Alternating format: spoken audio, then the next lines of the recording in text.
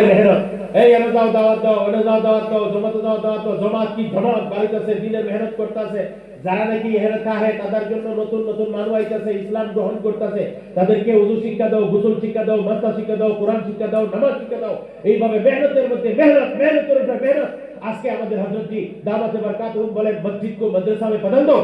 এই মাদ্রাসাটা এই যে বিলানি মাদ্রাসাটা এই দারুল বাসকান্দি না দারুল জয়নগর না ওই মাদ্রাসা প্রত্যেক মসজিদে কায়েম করো উম্মতের জাহালাতকে দূর করার জন্য যারা মাদ্রাসায় পড়তে হয় তারা হাফিজ হবে আলিম হবে বেলেগ কথা আর মানুষ ইলম পেতে হইব আজকে এক ভাই আমার যদি এক বড় ভাই মাদ্রাসায় যায় উনি কোথা থেকে ইলম শিখবে আর যে মসজিদে যদি মাসাইলের হালকা লাগে ওইখানে মাসলা শিখবে কোরআনের হালকা লাগে কোরআন শিখবে মসজিদের মধ্যে যখন নাকি ওইখানে জিকিরের হালকা মসজিদের মধ্যে কোরআনের হালকা মসজিদের মধ্যে তালিমের হালকা মসজিদের মধ্যে মাসাইলের হালকা মসজিদ সমস্ত সমস্যার সমাধানের জায়গা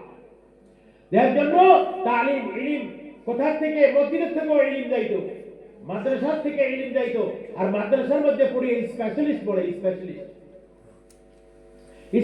পড়ে দ্বীনের স্পেশালিস্ট আর সব উম্মতে কিন্তু ঈমান শিখতে লাগবো নামাজ শিখতে লাগবো ঈমান যেমন ফরজ ঈমান শিক্ষা করা ফরজ নামাজ যেমন ফরজ নামাজের মধ্যে যাবতীয় মাসাইল এবং জরুরত সব শিক্ষা করা ফরজ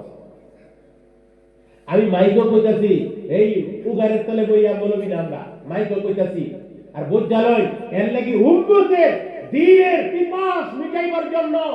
মসজিদের মধ্যে আমরা প্রত্যেক মসজিদকে তালিমের হালকার দ্বারায় মাসাইলের হালকার দ্বারায় আমরা ওইখানে কোরআনের হালকার দ্বারায় উম্মতের পিপাসকে মিটাইতে হবে